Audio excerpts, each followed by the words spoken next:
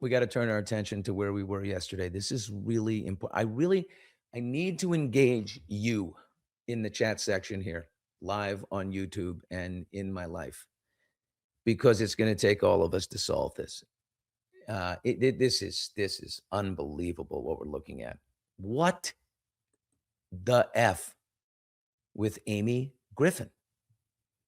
It's all going to be worked out, but I am really blown away with this woman and what she claims and what's being alleged against her. The wealthy billionaire who wrote the #1 best-selling book about her childhood sexual abuse, allegedly at the hands of a well-liked teacher on school grounds. She talks about repeated violent rape, starting at 12 years old and ending at 16. She claims her memories of these horrific events, were dormant in her mind until in her mid 40s. They were recovered due to MDMA assisted therapy, psychedelic assisted therapy, using MDMA. And she said she did this in July of 2020. Except a girl in her class, now an adult like her, now known to the world as Jolene Altum. Yesterday we called her Jane Doe, but her name is Jolene. And People Magazine has printed that, and it's everywhere. So I don't feel like I'm outing. But Jolene says, no, these highly specific, detailed, violent, sexual assault encounters happened to me, not you. Which of course stopped the world in their tracks. So when Jolene realized that the gruesome, violent details of these assaults back in 8th grade, 30 years before, and she, Amy writes, the belt buckle, hitting the floor, the bandana tied behind this young girl's back, her arms behind her back tied with a bandana, her dress, frilly dress over her head, and the sunlight coming in. She was bent over a desk, and classrooms and bathroom floors and locker room floors. This incredibly awful, gripping account that was written by Amy Griffin as her own life in the pages of this #1 New York Times bestseller, saying this all happened to her from the ages of 12 to 16, 4 years. And then she had no memory of them until the MDMA. Well, Jolene says no. These mirror to a T the exact actual events that happened in my life when we were classmates at that school. I don't know how they were transferred to Amy, but we're not. Again, she's not guilty yet. But Jolene filed suit against Amy, stolen victimhood. So Amy, they were not unfamiliar. Again, like I said, they were classmates in Amarillo, Texas. Jolene says she matches the character Claudia from Amy's book. Amy constantly refers to this person, Claudia, a young underprivileged girl in the foster care system, or in Amy's book, she says, not foster care, but she was from the other side of the tracks. She had, poverty. Her family was not wealthy, but they were classmates. She was written by Amy as a tangential character, but someone who Amy let borrow a dress on the night of a middle school dance. But Amy writes that after recovering her memories, thanks to MDMA, of these assaults, she couldn't get Claudia out of her mind. Okay. She didn't know why. Like, why am I always thinking of Claudia? The first person, she comes out of this MDMA journey and she's like, Claudia, why Claudia? And all throughout, Amy writes in the book, she's like, how could this be true? How could this have happened to me? I can't believe. She's constantly planting little Easter eggs along the way of self-doubt, right? To me, they might be like bailout ramps if you need them later. Jolene alleges that Amy, stole her violent childhood trauma and made herself the victim of it. And at this point, from where I am in all of my research, I tend to agree. But why? So Jolene says she met with Amy and had coffee in 2019, a random catch-up. She gets a phone call from rich Amy from her class 30 years later saying, let's meet. I'm going to be in your town, Palm Springs, California. I'm going to be in town in a few weeks. Could we get together? And she said, okay. And Amy says, so they get together. And in this meeting, Amy says, oh, by the way, you have a cleaning lady business, get insured and the whole thing. And that's, Jolene's able to point to that time where she got her license for her business. So that will be in discovery. But Amy says she took the MDMA July of 2020. So if she met with Amy and had coffee in 2019, where by the way, Jolene says we never talked about the incidents from childhood. We didn't talk about it at all then. But why would she call her in 2019 if she had the memories recovered in July of 2020, a year later? Just thinking about her. So, if you hadn't yet recovered your memories of violent sexual assault, would you reach out to a girl from your class? Again, Amy denies the coffee meeting ever happened. But a few years later, in 2023, Jolene says a guy posing as a talent manager, an agent type named Dominic Price, contacted her and over a month had several phone calls a week, gleaning information, details of her life that he was saying this could possibly be used in a movie or a TV series. We could option your story, make you some money. And she's like, oh, okay, this is going to help people, And she had already devoted her life to children who are victims of sexual abuse by adults. Quietly, Jolene has done this in her career. This is her work. Cleaning houses on the side, but helping children recover from sexual abuse at the hands of adults. That's her life. This guy says we're going to make, a story out of it. She's okay. That could be helpful to people. And then this investigator says, he's not a talent agent. He's an investigator that we believe 99% of me believes was hired by Amy's lawyer, saying, we'll meet in person after all this. And then he ghosts her, never hears from her again. In 2025, Amy releases the tell. And Jolene's accounts of violent assault and RAP were now Amy's to the detail. All things she had told this investigator type. This is Jolene's account. These are her allegations. And what are those details? Boot on the back. Cowboy boot on her back, a dress over her head, bandana in her mouth, forced oral sex, sitting on a toilet just the most horrible stuff, beaten, slapped, thrown on the ground. If you tell anyone, I'll rip your teeth out. She said those words. Jolene says, those are my words. I heard them from this man. And Amy wrote those words as her own. So what does Jolene do? She files suit against Amy Griffin on March 4th of this year. And on April 13th, Amy Griffin, this is wild. This is very odd. She responds to this filing on April 13th, a little over a month later, by appearing in court. She initiates an ex parte motion to compel Jolene to expedite discovery. She shows up and she says, okay, if this is the case and you're filing this suit, we want to expedite discovery. Show me, in other words, show me your cards. She says to Jolene's lawyer, show us your cards. Show us what you got. And that was her first appearance. That was her first action taken. But it went nowhere. It didn't go anywhere, but it did start the process because they began to start some type of discovery. And then Amy put a halt on it entirely and said, bam. On June 15th, she files an anti-SLAPP defamation suit against Jolene, alleging none of her claims are true. She says they never met for coffee, and the talent manager, was never calling her for these purposes. I don't know what purposes they'd be for.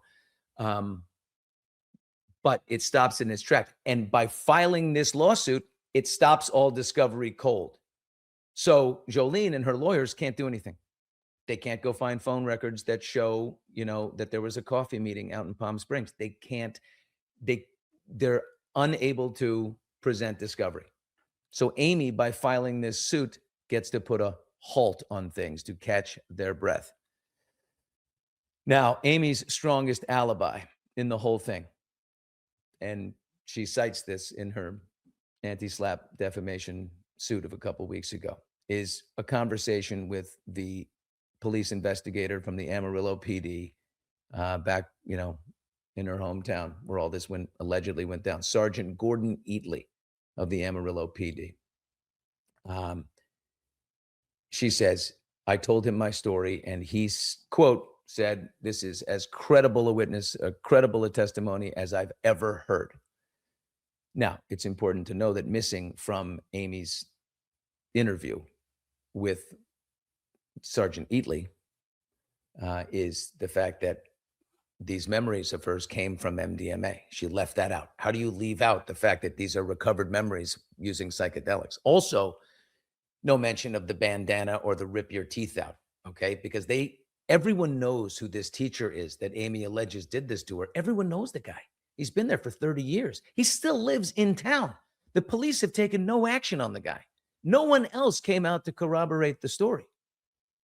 But she left the fact that he said, rip your teeth out, because that dude said it? What are you talking about me? I mean, already they're trying to ask the cop to believe, okay, this is somebody that, it's not who we thought he was, but the rip your teeth out might be a little much. I don't know.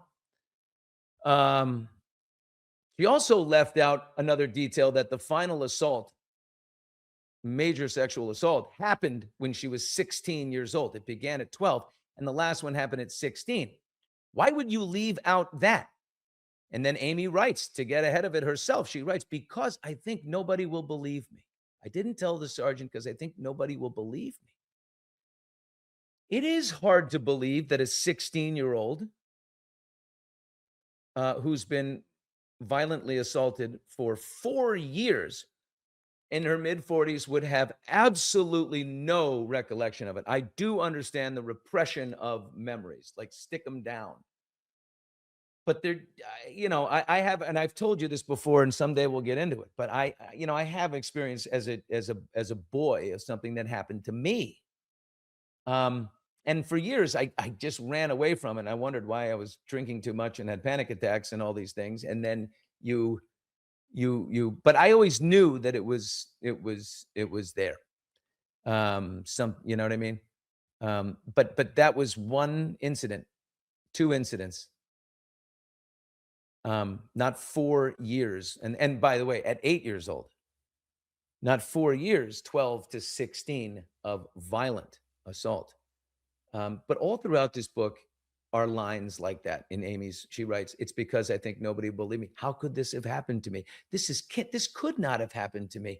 But then I realized because of the mop that matches the janitor closet, it did happen to me.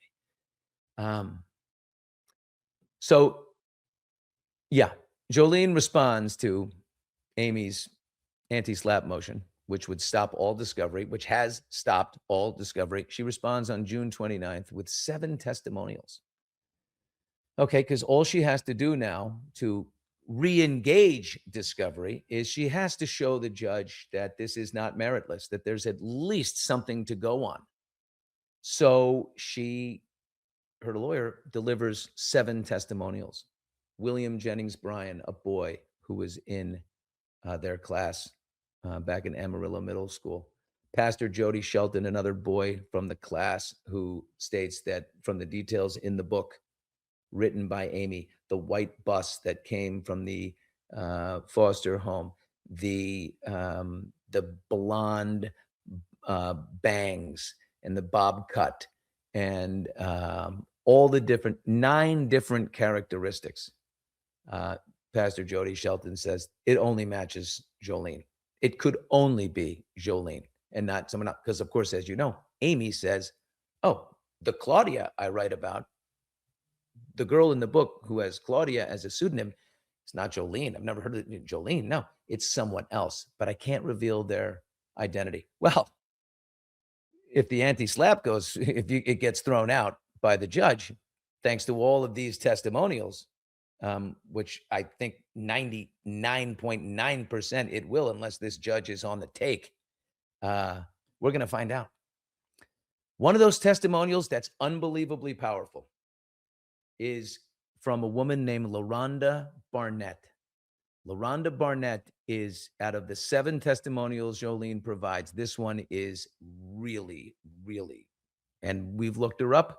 I know what she looks like. I know where she lives. I'm not going to share it, but uh, she seems to me, in my judgment, to be a very credible person.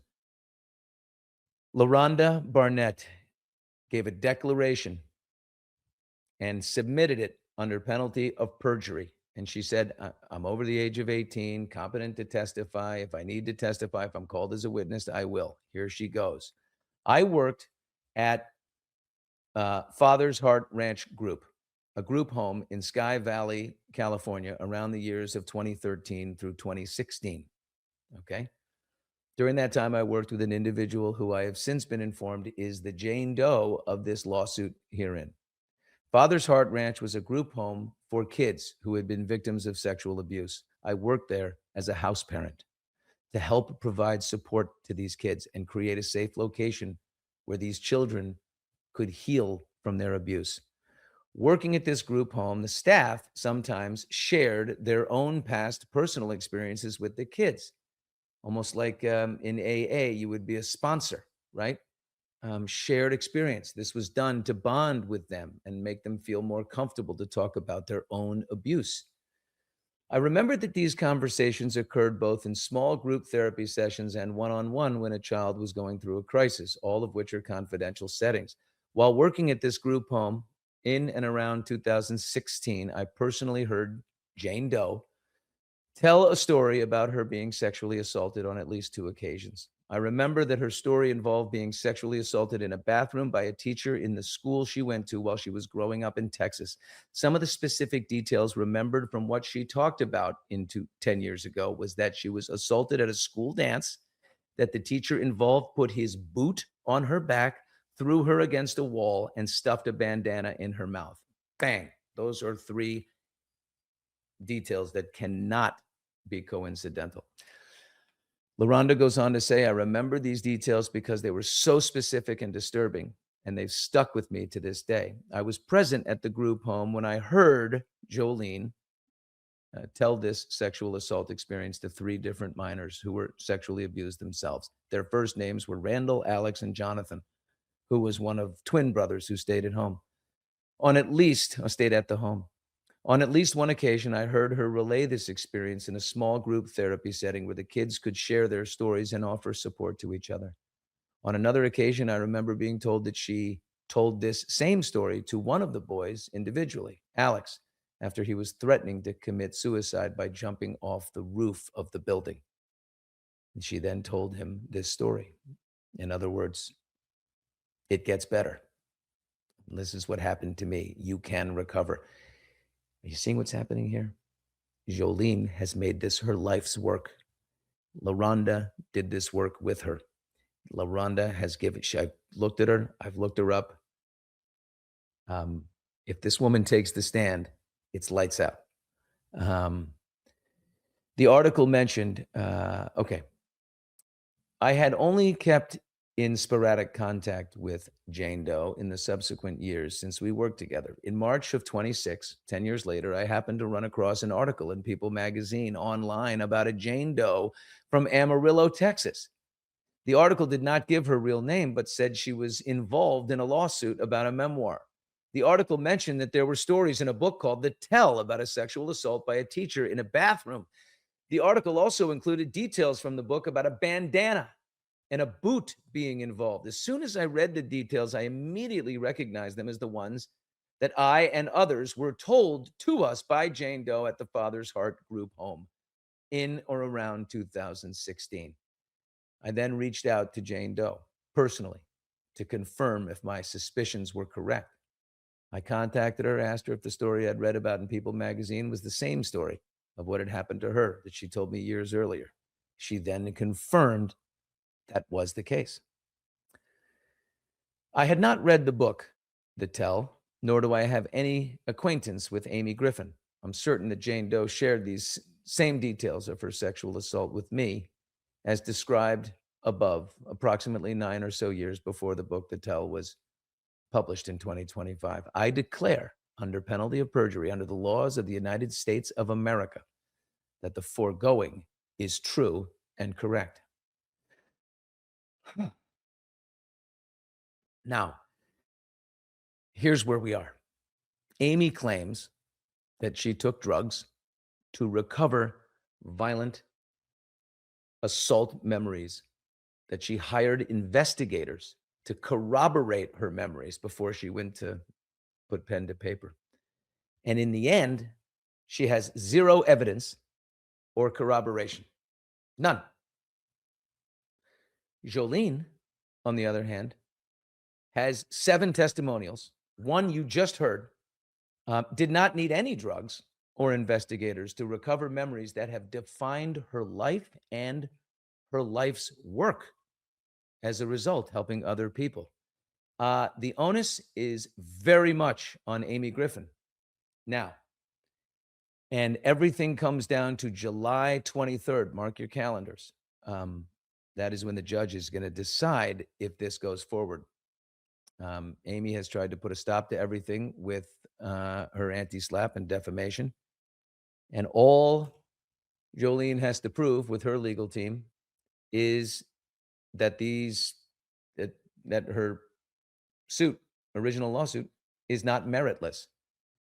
That little, what I read to you, a declaration by LaRonda, is enough right there to say this is not meritless. This is a serious person who's worked in this field, corroborating the story. Again, Amy has no corroboration other than an interview, a phone conversation she had with a sergeant at the Amarillo Police Department who said, I find her to be very credible.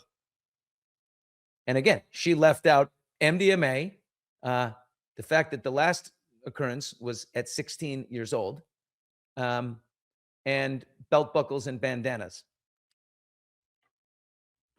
That's no small things to lead up. Now, the book publishing company, what are they doing?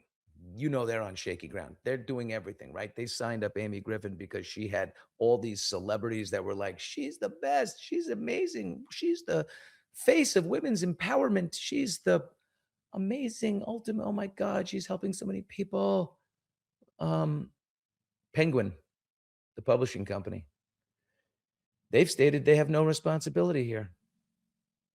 According to the errata, which is a form filed by Jolene's lawyer in their June 29th counter to Amy's June 16th defamation, Penguin retreats behind the First Amendment, falsely asserting that publishers bear absolutely no duty whatsoever to investigate or fact check an author's work. They don't. According to Jolene's lawyer, that's not the law. When a publisher's, wherever they're given information that gives it obvious reason to doubt the veracity of a source or something, it is a duty to investigate. And that duty was definitely triggered here. As for Amy Griffin told Penguin that she had taken drugs when the memories first surfaced. She's insulated herself, not only in just the pages where she says, how are people going to believe me? This is so, it's so hard to believe. But she actually told Penguin when the memories first surfaced that she had taken drugs. And she told Penguin the basis for her memories were hallucinations induced by MDMA. I've done MDMA. You don't hallucinate in MDMA. I don't care how much you take. MDMA tampons down the ego and allows for simple truths to come out, but you don't hallucinate. That's psilocybin. You can hallucinate on psilocybin, but not MDMA. So she doesn't know what she's talking about. Griffin informed Penguin that the memories may not have happened or may belong to someone else entirely. Are you shitting me? She wrote, you think that's her rich billionaire husband's lawyer saying, let's just in case, we love our Amy and we're going to let her write her book and do her story. But just in case, we're going to put this little line in here that says the memories may not have happened or they may belong to someone else entirely. Holy shit. So she put Penguin on notice that there was no independent corroborating evidence to establish any of these hallucinations were real. Hallucinations, again, a weird term. Finally, Amy told Penguin that she and her husband had a vested interest in MDMA pharmaceutical company Lykos. Her billionaire husband had given $1 million for trials, MDMA trials, to the company Lykos, and he's obviously invested. So if MDMA becomes legal and a big thing, he's going to make a shit ton of money. I can't imagine these are greedy people trying to just promote MDMA. Like, look what it did for me. It saved my life. MDMA, you've got to do it. This is like amazing. And because of Amy Griffin's amazing story, now we're going to make even more money. You're already multi-billionaires. This cannot be the case. No one is that greedy and narcissistic at the same time. Nobody. Now, we had outstanding questions. And if you have any, fire them away, guys. Let the chat section erupt with questions. At what point did Amy inform Penguin that the memories may belong to someone else entirely? What time when did she tell them this? I don't know if it was before or after publication. Harry, my producer, Harry is with me. And Harry, if you have any answers to those, just pipe in with them. At what point did Amy disclose to Penguin that she and her husband had a vested interest in MDMA? Same time. I don't know the answer to that. But, obviously before print, if those lawyers are worth anything.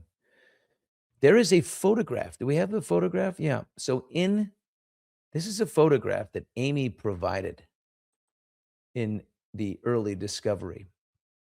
This is the photograph she provided of the coffee meeting she said she had with the real Claudia. You're looking at this picture.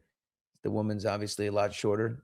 Amy is 6 feet tall. So, but anyway, they're in a coffee shop she says, the real Claudia's town. Of course, Amy says, Jolene, this person is not the Claudia I'm talking about. This is the real Claudia. And so she takes a picture with this woman and she writes about their meeting, having coffee. And Amy writes in the book, I told her everything, hoping that because I thought of her in my MDMA journey, hoping that she would be like, yeah, because Amy does write a passage about there was a moment she saw the teacher who allegedly assaulted her. And he was standing in a hallway and he had his hand on Claudia's shoulder. And she's like, oh my God, that's why I'm connected to Claudia. This must have happened to her too. And so it's always been on her mind since the journey. So she finally reaches out to Claudia. She gets together with her in her hometown at a coffee store. But she says in 2023, not 2019 and not Jolene, 2023, and tells her everything. These are some of the text messages. This is the first text message she says she sends to the original Claudia. Hi, this is Amy Mitchell, which is Amy Griffin's maiden name, from middle school. I know such a long time ago. Hope you're doing great. I'll be in your area in a few weeks. Could we catch up for a coffee? This girl's thinking, what? Holy shit, sure, I'd be happy to have a coffee. But by the way, some lawyers reached out to me. I know what you're talking about here. I have no memory of anything that might have happened. I have two friends from middle school who is one of them named Jolene? Anyway, the text messages continue. She says, my life during that time was traumatic for other reasons, and no doubt I remember very little. If I can assist, I will. Blah, blah, blah. They go on to meet, and Amy goes to her hometown. We don't know where that is. But they go and they meet, and she ends up dumping her whole story. And this Claudia character says, I can't help you. I don't know anything about it. And then Amy says about a year later, she got a postcard who she thinks was from this woman saying, I do remember. Thank you for saying I couldn't have the courage to come clean with you then, but I do remember. And she receives this mysterious postcard. This is sort of how the book ends. Could it be Claudia? Was she having second thoughts and now finally coming clean? What could this be? And then she finally texts her, and Claudia sends back eventually, yeah, no, not me. I didn't send the postcard. Oh my God, who could have sent it? And then it ends. That's the closest that Amy gets to corroborating evidence. An alibi, someone confirming her stories, is an anonymous postcard that the real Claudia says wasn't sent by her. Guys, this is unbelievable. Lawson, I'm confused. Is Amy admitting that she may have appropriated the abuse of others, but is also claiming that Jolene and Claudia are two different people? Yeah, she's definitely claiming that Jolene and Claudia are two different people. She is, and she's putting in these disclosures in her own written form, and then also with Penguin saying, hey, these could be possibly someone else's memories. I mean, so I don't know if that indemnifies her. I don't think it does. But that's, her lawyers made her put that in there. But she, every interview she's ever done, she claims this is absolutely what happened to me. Forget the legalese. This happened to me. Billy, tell Affleck to make the film. Somebody's going to make this movie. I mean, well, I don't know. She's rich and powerful and has a lot of Hollywood friends. So I'll tell you who should play her, though. If they do make the movie, you know who should play Amy Griffin at this point? Charlize. No. Charlize. No. Who needs a job? Who's down on their luck? Blake. Who has a similar path to this? Blake. Blake is tall. Blake is gorgeous. Blake has a similar, this is Blake's return. Blake, you are very welcome. After all we've been through, girlfriend, I got you. I got you back in the game. Ryan, you can produce it. Somebody better go get these rights. I'm sure somebody else has got them. But anyway, that's where we are. It's astounding, isn't it? And here's what's amazing. Jolene, again, like I told you, Jolene has, Amy's book ends with no corroborating evidence, right? No person that corroborates the story. Jolene has several people, including this very powerful testimonial from LaRonda. A decision is going to be made on July 23rd by the judge if this is going forward. I believe that judge will have me on his ass for life if it doesn't go forward. You are not bailing out of this. Or we're checking the wires. We're checking who got wired what. Yeah. But also keep this in mind. And I think this is, not only are there two Claudias, there are two teachers. Okay. So according to Amy Griffin, this 30-year teacher who still lives in town, who everybody likes, is not who you think he is. And his name is, I'm sure, people know his name. But Jolene, and she's saying there's a different Claudia. And this is the teacher. And Jolene is saying, I'm Claudia. And 3 or 4 other testimonials are saying, she's Claudia. It's down to the detail. And the teacher? Oh, no. She knows. Jolene and her lawyer have located the actual teacher.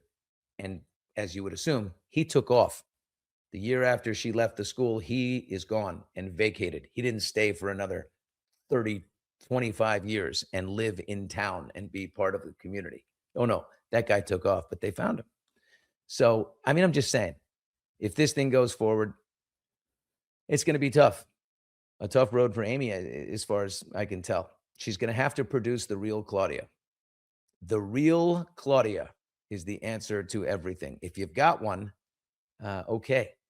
And the reason why Amy's saying I can't produce the real Claudia, of course, I have to protect her identity. She's not a public person. That's why I used a pseudonym in the first place, so I can say all these things and never have to say her name. Well, that's not the case in depositions. And if this goes forward, at least the judge can say, let me meet privately with Claudia and let's at least identify her privately. And, you know, we can keep her anonymous if that's the case, but she's still going to have to be revealed. Oh, holy mackerel, right? That's what we got. What a show today, my friends. What a show today. We wrap up with final thoughts. Here we go. Isn't Amy from Amarillo? Yes, she is. And so is Jolene. They were in the 8th grade class together. And I guess also Claudia. So the 3 girls were together. And one of them's a ghost. I'm pretty sure about that. We are a country which celebrates and rewards victims and victimhood. While Jolene has every right to object the appropriation of her story, Amy is getting the attention she craves. Maybe. She's full of it. The truth will come out. Here is question. Is there something that would stop the victim, 12 to 16 years old, from 12 to 16, from saying something then besides the threat? No, see, that's another problem. She's the richest girl in town. She's 12 years old to 16 years old. There's no witnesses to any of the things that have happened to her. Now, Jolene has a witness that lived in the foster home with her, who saw her coming back with a teacher, tousled hair and the whole thing, and and corroborates that and says that they rode in the car together. And she admitted to him that there was sexual contact with the teacher. I wanted to just add something, if I can. Amy grew up somewhat a child of privilege. Her father, Greg, is the owner now of Tootin' Totem. Yeah, gas stations. Big convenience stores, a chain of them. So not only that, from 12 to 16, she, no one corroborates the story. She didn't tell anyone for 4 years, and no one witnessed ever, the two of them coming out of a room or anything together. It's the onus, like I said, is very much on Amy Griffin. Megyn Kelly is friendly with Amy. She doesn't believe her. That's what I love about Megyn Kelly. That's one of those moments. I texted another very famous female journalista, literati, and I said, can we chat off the record about your friend Amy Griffin? No answer whatsoever. Not going to out her. Don't believe in the outing. Billy, we need you back on the nerve. Yeah, it's Maureen Callahan. We love Maureen. She's a tough one, Maureen. Yeah, I'm going to talk to Megyn about this. I'm going to send her a text and see if she wants to rap about it. It's pretty. Thank you for doing this live. It was quite entertaining. Thank you for being with us. Could it have happened to both of them? Good question.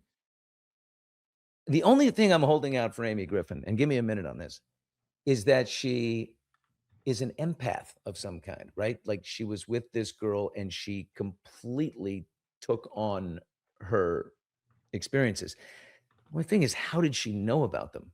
I don't think Jolene ever told her, but maybe Jolene told.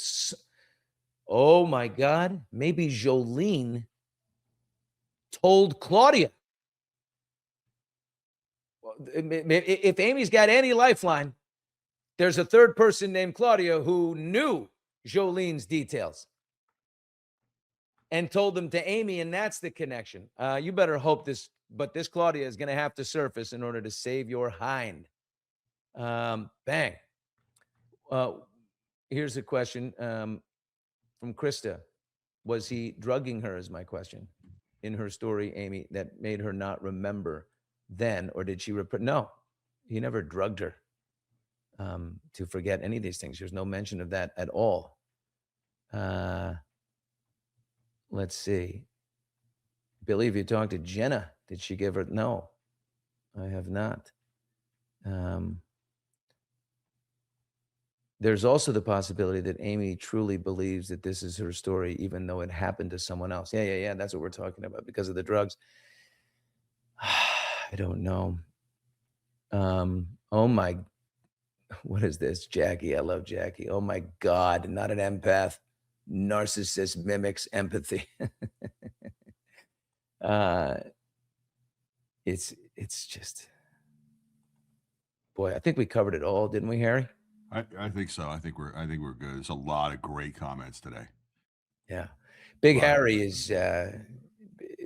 is he's an oh, there you are. He's an investigative kind of guy. He loves this kind of stuff, sleuth work. He doesn't sleep very much. I need you to sleep more, Harry, because we got a lot ahead of us here when it comes to this. Right. This story's ours. It's amazing, this thing. Are you guys into it? I think people are curious here, right? We want to find an answer. It's an amazing story. It has all of the things, and this stolen valor thing is just, it's fascinating to me that someone can do this to somebody else. Well, it's just the idea that you can't be a billionaire, have everything in the world at your fingertips, all the fancy friends, all the Hamptons parties. I mean, billionaire. You have a private jet to take you everywhere you go. That's not enough. No. That will absolutely repel people. And the idea that that could be the case makes people want to stick around to find out what is the real deal. I think there's a sense of entitlement. I think she grew up rich. The family owned Toot and Totem. And I think she's had whatever she's wanted her entire life. She married But she rich. also, she writes this virtue signaling stuff in her book. She's like, when I went home to visit my family and my sister back in Texas, I was just so taken back by the Southern, conservative values, like protect the man kind of thing. And she's like this New York power liberal woman who's like, and I just was so, how could you people not, want to pursue the, oh, mama, honey, I don't know. I mean, maybe. And then she was like so outspoken about how we need to stand up for women and be that. I think she got a little obsessed with that. It seems to me possible that she got obsessed with this Joan of Arc, Blake Lively tried it, this I'm fighting for women. It's a call for sympathy. She's a malignant narcissist. I have a tiny bit of experience in this space with somebody in my life at one point.